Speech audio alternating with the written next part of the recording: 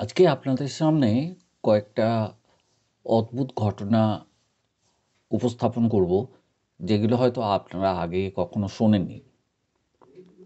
এই ধরনের ঘটনাগুলো সংগৃহীত এবং বিভিন্ন জায়গা থেকে সংগ্রহ করেছি আমি। তো আপনারা কি জানেন যে বিশ্বের সবথেকে সফল জলদস্যু যিনি ছিলেন, তিনি ছিলেন একজন মহিলা। তার নাম ছিল চিং সিং। তিনি তার স্বামীর হাত ধরেই এই জলদস্যু হিসাবে আত্মপ্রকাশ করেছিলেন। 1830 সালের দিকে এই যে আমরা কেচাপ খাই, টমেটো কেচাপ, এগুলো এক সময় ওষুধ হিসেবে বিক্রি করা হতো। 1834 সালে জন কুক নামে এক চিকিৎসক পেট খারাপ ভালো করার জন্যে এটির প্রচলন করা শুরু করে। পরবর্তীকালে আমরা দেখলাম যে এটি খাবারের সঙ্গে মিলিয়ে দিয়ে খাবারটাকে সুস্বাদু করার জন্যে ব্যাপক হারে প্রচলিত হতে লাগলো। আমেরিকার প্রাক্তন প্রেসিডেন্ট আব্রাহাম লিঙ্কন একজন রেসলিং হল প্লেয়ার ছিলেন। তিনি প্রায় 300টি রেসলিং ম্যাচ অংশগ্রহণ করেন এবং মাত্র একটাতে হেরে যান। অক্সফোর্ড বিশ্ববিদ্যালয়, আমরা জানি যে সেখানে খুব ভালো পড়াশোনা হয় এবং জ্ঞানার্জনের একটি মুখ্য কেন্দ্র। 1896 সালে অক্সফোর্ড বিশ্ববিদ্যালয় শুরু করে তার যাত্রা। বিশ্বের সবথেকে হাড় হিম করা সিরিয়াল কিলার ছিলেন একজন মহিলা। তার নাম ছিল এলিজাবেথ ব্যাথরি ডি এক্সাইড। 655টির বেশি 10 থেকে 14 বছর বয়সের ছেলে ও মেয়েকে তিনি নিপীড়ন করেন এবং হত্যা করেন।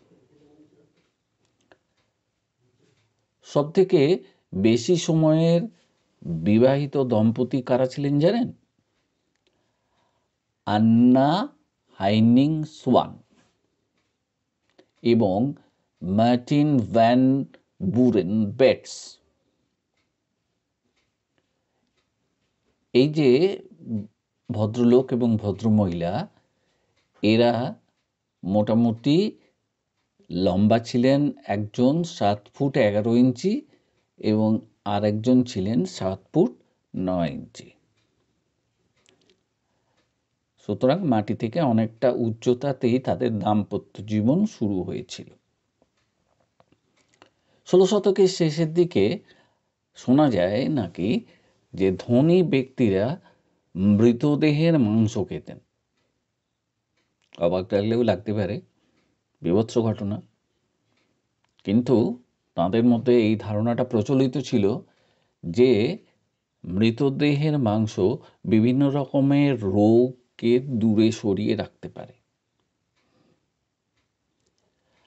আমরা বর্তমানে দন্ত চিকিৎসা অনেক উন্নতি করেছি এবং আজকাল দাঁত তোলা বা দাঁত বসানো, নতুন দাঁত বসানো কোনো ব্যাপারই নয়। কিন্তু একটা সময় ছিল, সেটা হলো 19 শতকের আগে। তখন কি করা হতো না, এই দাঁতের চিকিৎসার জন্যে মৃত সৈনিকদের দেহ থেকে দাঁত সংগ্রহ করা হতো এবং সেই দাঁত পরবর্তীকালে লাগানো হতো ধনী মানুষদের গহ্বরে। তো সময়ের সাথে সাথে আজকাল অনেক কিছু বদলেছে, চিকিৎসাও বদলেছে, কিন্তু পুরনো ঘটনাগুলো এখনও আমাদের অবাক করে এবং আমরা এখন অবাক হয়ে ভাবি যে এগুলো কি সত্যিই আমাদের পৃথিবীতে কোনো সময় ঘটেছিল নাকি শুধুই কথার কথা। যাই হোক, আপনাদের অবগতির জন্য এসব গল্পগুলো আজকে বললাম। যদি ভালো লাগে তাহলে আমার ভিডিও এভরিথিং ওয়ার্ড কে আপনারা সাবস্ক্রাইব করবেন, শেয়ার করবেন, লাইক করবেন এবং মতামত জানাবেন যে আমার এই তৈরি করা ভিডিও বা এর প্রসঙ্গ আপনাদের অবাক করছে কিনা বা আপনাদের অবান্তর মনে হচ্ছে কিনা। অবান্তর মনে হলেই আমি খুশি হব। যাই হোক, সবাই ভালো থাকুন।